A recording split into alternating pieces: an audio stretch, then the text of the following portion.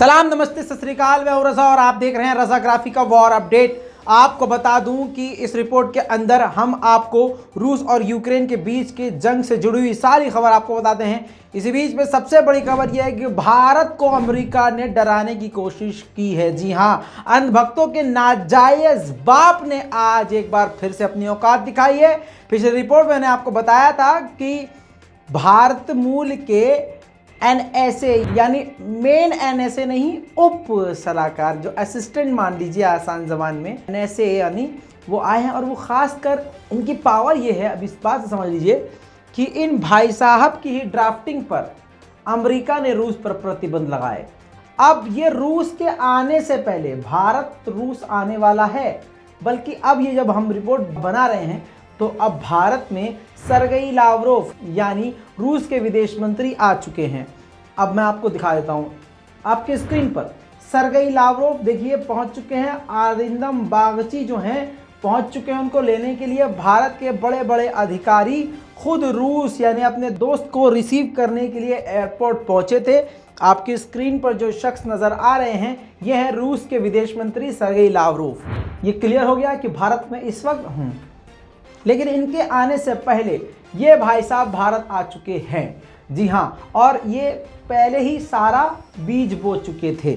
अब जैसे दो पति पत्नी के बीच में, दो दोस्त के बीच में, दो गहरे मित्र के बीच में एक कोई कमीना इंसान आता है और सारी आग लगा के चला जाता है, वही काम अमेरिका ने भारत के साथ करने की कोशिश की है। ये जो दलीप सिंह हैं, अमेरिका के उप सुरक्षा सलाहकार जो हैं, अब इन्होंने आकर बहुत सारा बयान दिया, लेकिन एक बयान आपको सुनाऊंगा जिससे आपको ये क्लियर हो जाएगा कि भारत को किस तरह से दबाने की कोशिश और डराने की कोशिश अमेरिका कर रहा है।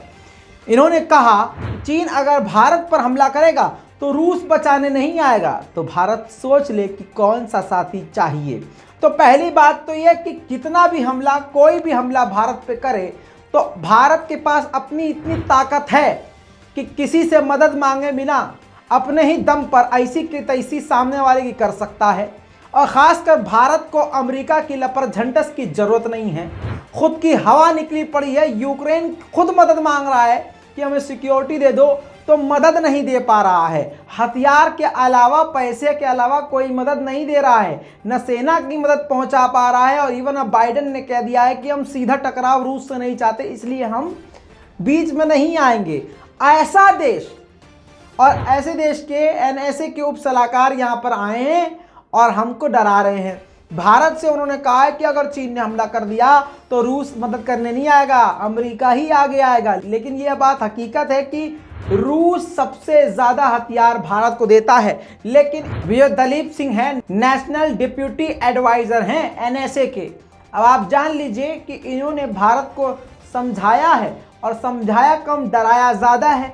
कहा है कि रूस भले ही तुमको हथियार देता हो, लेकिन आपको बता दूं कि दोनों देशों के बीच में, ये भारत को समझा रहे हैं, यानी चीन और रूस के बीच में नो लिमिटेशन नाम की एक एग्रीमेंट हुआ है, जिससे दोनों देश एक दूसरे से जितना मर्जी हथियार ले सकते हैं। तो आने वाले वक्त में चीन और रूस करीब हो जाएंगे और चीन की ही बात रूस मानेगा। तो फ्यूचर को देखते हुए फ्यूचर में काम अमेरिका ही भारत के काम आने वाला है, ऐसा इनका कहना है। यानी पूरी कोशिश की गई है कि भारतीय मूल के इंसान से ही भारत भेज के भारत को डरवाया जाए। दोस्तों, इससे बड़ी गिरी हुई हरकत अमेरिका और क्या करेगा। इतना ही नहीं, सिर्फ अमेरिका नहीं है, ऑस्ट्रेलिया भी पूरी तरह से भारत के खिलाफ खड़ा हो गया है। ऑस्ट्रेलिया ने कहा है कि रूस के खिलाफ भारत को हमारे साथ होना ही चाहिए, क्योंकि क्वाड का सदस्य भारत भी है और भारत कोई छोटा मोटा है नहीं, भारत का दबदबा भी है। इसी वजह से ये कहा है ऑस्ट्रेलिया ने कि भारत को रूस के खिलाफ बोलना ही होगा। अब दोस्तों, इतना ही नहीं, यूक्रेन के फॉरेन मिनिस्टर ने सारी दुनिया से अपनी छाती पीट पीट के मदद मांगी, लेकिन कहीं से कोई मदद नहीं मिल रही है। इतना ही नहीं, आपको बता दूं, पहले मीडिएशन बेलारूस कर रहा था तो इनको नींद नहीं आ रही थी, फिर तुर्की करने लगा मीडिएशन तो इनको सुकून मिला कि चलो ठीक है। लेकिन अब भारत के प्रधानमंत्री नरेंद्र मोदी जी से इसको बड़ी उम्मीद है। किसको? यूक्रेन के फॉरेन मिनिस्टर को। इसने कहा है कि हमें भारत से उम्मीद है और भारत अगर हमारी मीडिएशन करेगा तो हमें बहुत खुशी होगी और हम तैयार हैं। अब ससुरे, भारत के प्रधानमंत्री नरेंद्र मोदी जी पेट्रोल डीजल के दाम कर नहीं पा रहे हैं, तुम्हारी जंग क्या खाक कम करवाएंगे? और एक बात बताओ लपर झंटस, पंगा भी किससे लियो तुम? रूस से। अबे अमेरिका जब तुम्हारी मदद नहीं कर पा रहा है तो ये करेंगे मदद जो खुद सीएम केजरीवाल के घर पे हमला करवा रहे हैं।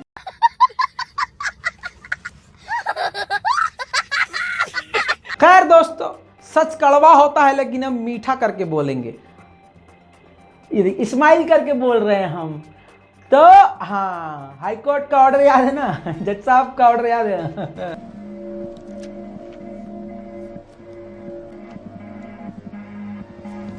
दोस्तों, अब इन्हीं जंग के बीच में हर कोई अपना जूता और अपना मुंह चमकाना चाहता है, अपनी पावर दिखाना चाहता है। अब आपको बता दूं, इटली के प्राइम मिनिस्टर ने कहा है कि रूस और यूक्रेन ने दोनों ने मिलकर कहा है हमसे कि आप हमारे गारंटर बनिए। नेदरलैंड के पार्लियामेंट में वीडियो कॉन्फ्रेंस के जरिए यूक्रेन के प्रेसिडेंट जेलेंस्की जो है पहुंचे और उन्होंने संबोधित करते हुए कहा कि आप लोगों से गुजारिश है कि गैस, तेल, जो भी सामान आप ले रहे हैं रूस से, बाइकआउट कीजिए, क्योंकि उनसे जो पैसा वो कमा रहा है उनसे हथियार खरीद के हमारे खिलाफ उसको इस्तेमाल कर रहा है। अब ये लपरझंटस सोच रहा था कि नेदरलैंड हमारा सपोर्ट करेगा जब अमेरिका हमारे सपोर्ट में है, तो नेदरलैंड के प्राइम मिनिस्टर ने कह दिया साफ साफ कि सुनो भाई साहब, तुमको हम मौका दे दिए हैं बोलने का, इसका मतलब ये नहीं है कि कुछ भी बोले चले जाओगे।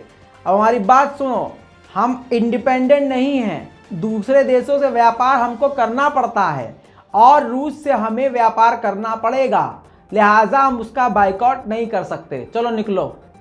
जाहिर सी बात है, इस तरह से तो नहीं बोला तो नहीं बोला होगा, लेकिन यही बात हुई है कि सीधा इनकार कर दिया है कि भाई हम रूस का बाइकआउट नहीं करेंगे। कल लो बात, सारी दुनिया अमेरिका के बहकावे में आके रूस पर पाबंदी लगा रही थी।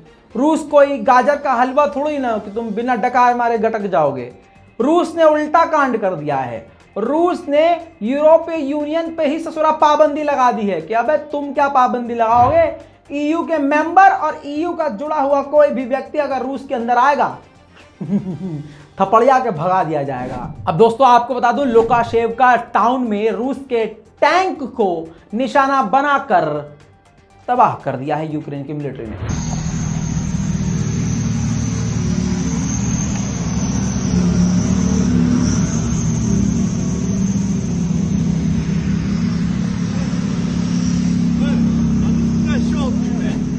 दोस्तों, व्लादिमीर पुतिन को भड़काने का सारे काम किए जा रहे हैं। इधर से भड़काता, पीछे से रॉकेट पड़ता है तो फिर यूक्रेन रोता है।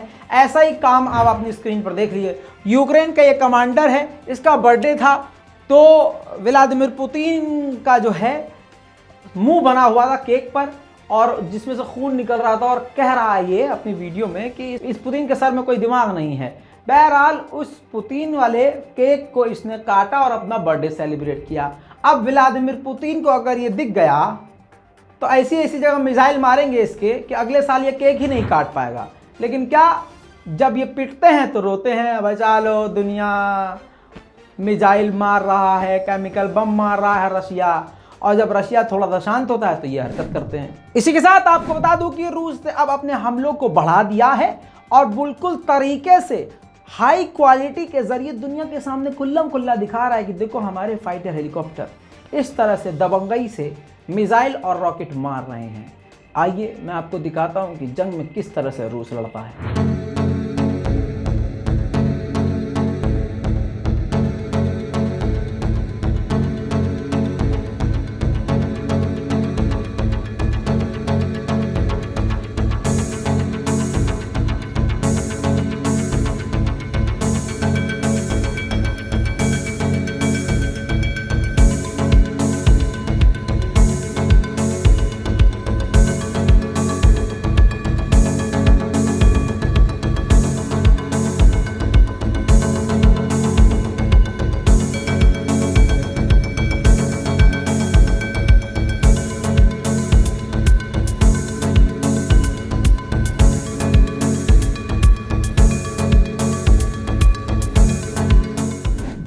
इसी के साथ रूस के ड्रोन ने यूक्रेन की लगातार कई सारे मिसाइल सिस्टम, कई सारे डिफेंस सिस्टम को लगातार बैक टू बैक निशाने पर लिया। आइए ड्रोन फुटेज में आपको दिखा देता हूं कि किस तरह से यूक्रेन को नुकसान झेलना पड़ रहा है।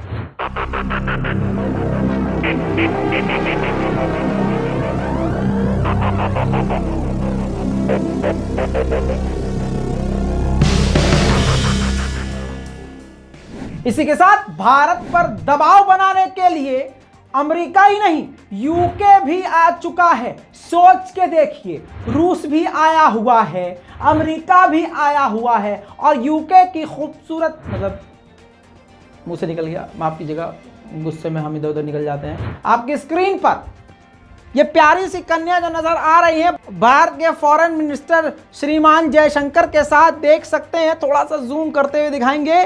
ये जो है फॉरेन सेक्रेटरी है। जी हाँ, ये महिला भी यानी यूके की तरफ से भारत पर प्रेशर बनाने के लिए आ चुकी हैं। अब देखना यह होगा कि भारत का रुख इसके बाद क्या होगा।